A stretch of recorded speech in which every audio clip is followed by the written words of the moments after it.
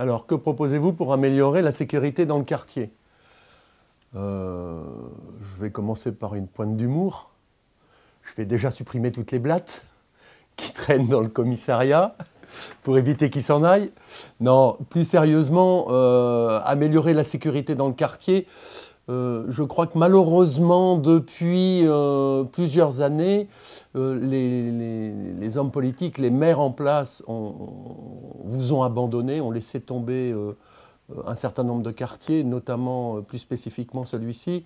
J'ai été me promener il y a 2 jours avec plusieurs personnes dans le quartier. J'ai été un peu partout sur la Paillade et je me suis rendu compte qu'il y avait beaucoup de distorsions et de différences entre le sud de la Paillade et le nord de la Paillade.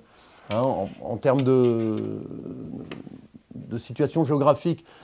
Donc de toute façon, on ne peut pas continuer à laisser se balader impunément les gens qui vous font tort, qui vous posent problème, c'est-à-dire quand un 31 décembre, vous avez des tirs de Kalachnikov, ces gens-là, on ne peut pas les laisser continuer à agir comme ça.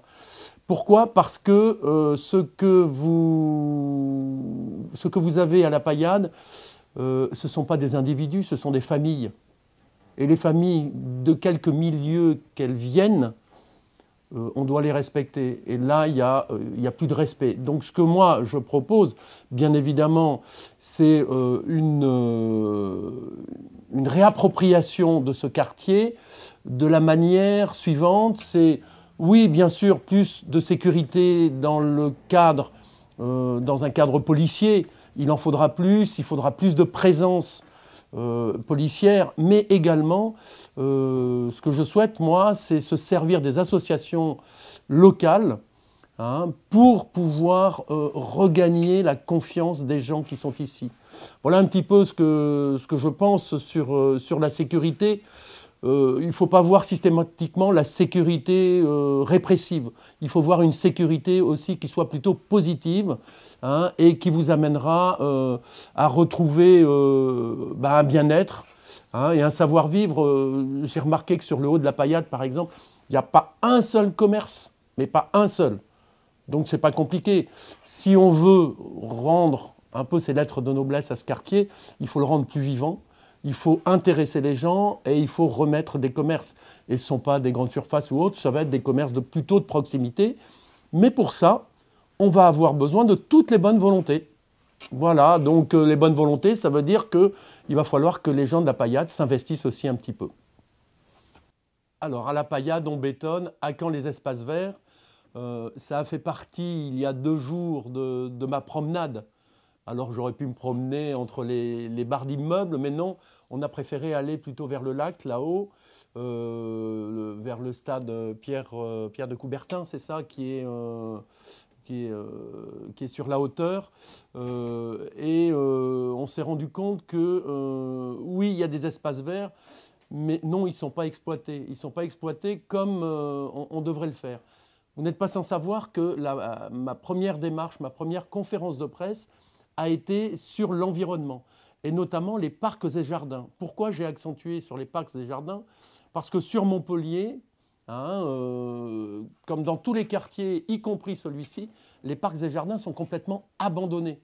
Donc on ne peut pas continuer à chercher, comme on le disait tout à l'heure, de la sécurité, à essayer de promouvoir un quartier si on n'est pas capable, à un moment donné, d'avoir des lieux d'accueil pour les familles. Je reviens à mon terme des familles.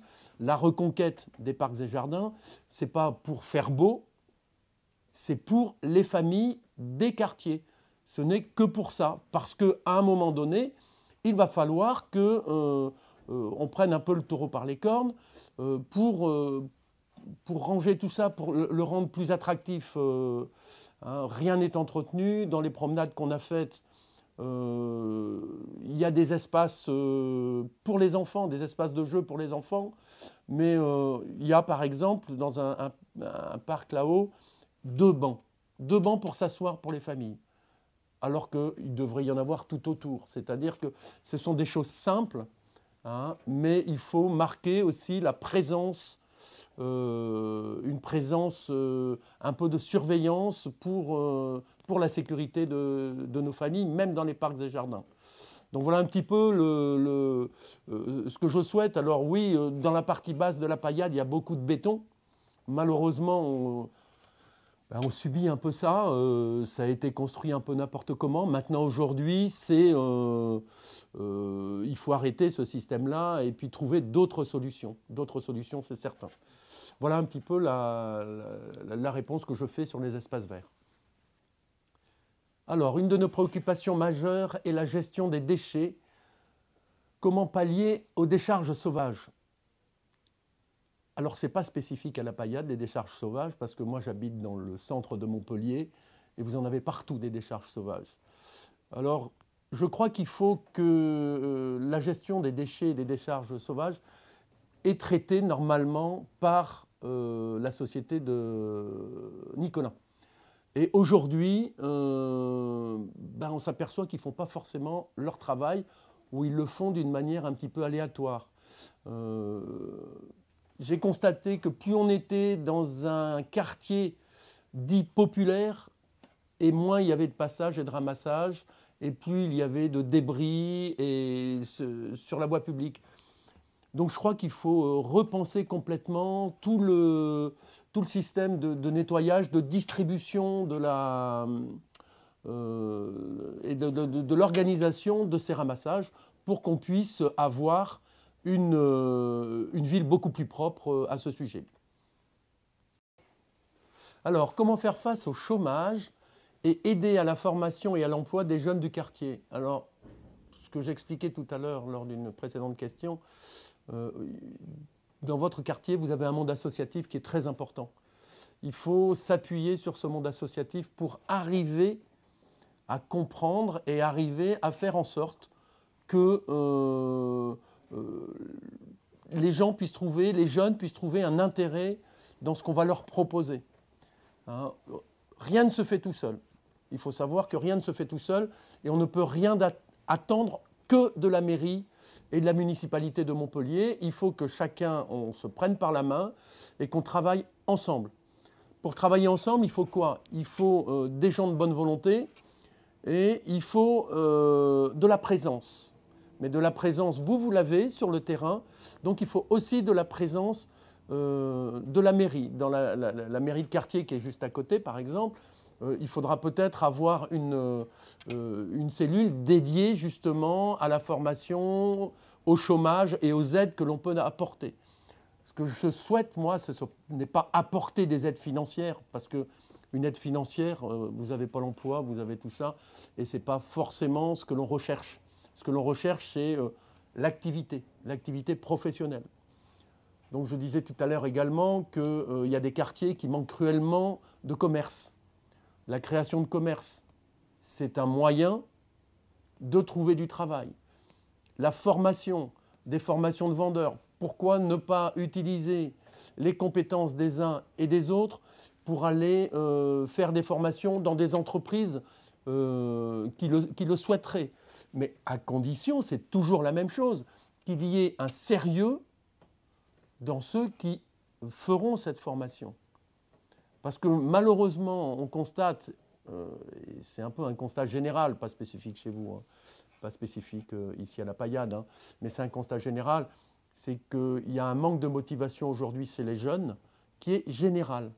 Quel que soit le quartier, quelle que soit la ville, il y a un manque de motivation. Et ce manque de motivation, il va falloir y pallier et on y arrivera à partir du moment où on aura trouvé le moyen de faire en sorte que ce sera un centre d'intérêt important pour les jeunes. Voilà un petit peu comment faire face au chômage et aider à des formations et à l'emploi pour des jeunes de quartier. C'est pour moi la clé de la réussite et de la renaissance du quartier. Alors, quels sont les projets qui permettront de décloisonner le quartier au niveau social, culturel et sportif et le rendre plus attractif pour les entreprises? Je dirais que décloisonner le quartier, ça a été malheureusement une volonté de la part de certains de nos élus de vouloir isoler des quartiers qui étaient de plus en plus à l'abandon.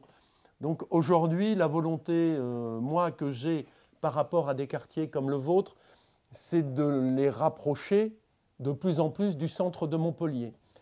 Je regardais le film de l'INA sur la création de la Paillade en 1962 ou 64 pour l'arrivée des rapatriés d'Algérie.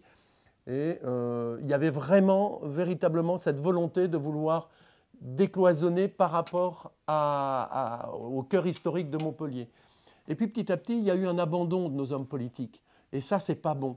C'est pas bon parce que on arrive dans un quartier où les gens peuvent se sentir abandonnés. Et à ce niveau-là, se sentir abandonnés sur un plan social, ça veut dire laisser à l'abandon, ça veut dire livrer à eux-mêmes. Et ça, on ne peut pas laisser faire ce genre de choses. Donc culturel, sportif, allons dans le sens, dans votre sens, sur un plan culturel. Il n'y a aucune notion, si vous voulez, de religion ni quoi que ce soit. C'est vraiment votre culture, hein, du multiculturalisme, hein, et organisons des fêtes, organisons des opérations qui vont vous permettre, hein, de trouver le bon équilibre. Et puis sur un plan sportif, je crois que sur un plan sportif, mercredi, quand je suis allé me promener, pas mercredi, mardi, quand je suis allé me promener, j'ai été sidéré de voir l'état de délabrement des gymnases, par exemple. Aujourd'hui, les gymnases ne sont pas utilisés pour une raison simple, c'est que l'été, il y fait trop chaud, et l'hiver, il y fait trop froid. Donc, quelques petits groupes s'accaparent les gymnases, mais on ne peut pas les utiliser. Alors, on a de la chance cet hiver, on n'a pas un hiver trop froid, donc c'est bien. Mais il faut impérativement trouver des solutions pour ces gymnases. Et puis, le dernier point, c'est aller vers les jeunes pour les inciter à faire du sport. Là, j'ai vu qu'ils étaient en train de refaire complètement le lac. Je trouve que c'est une excellente chose. Hein, et donc là, il va falloir toutes ces activités sportives, les développer et vous aider à les développer, et non pas que ce soit vous seul qui le fassiez.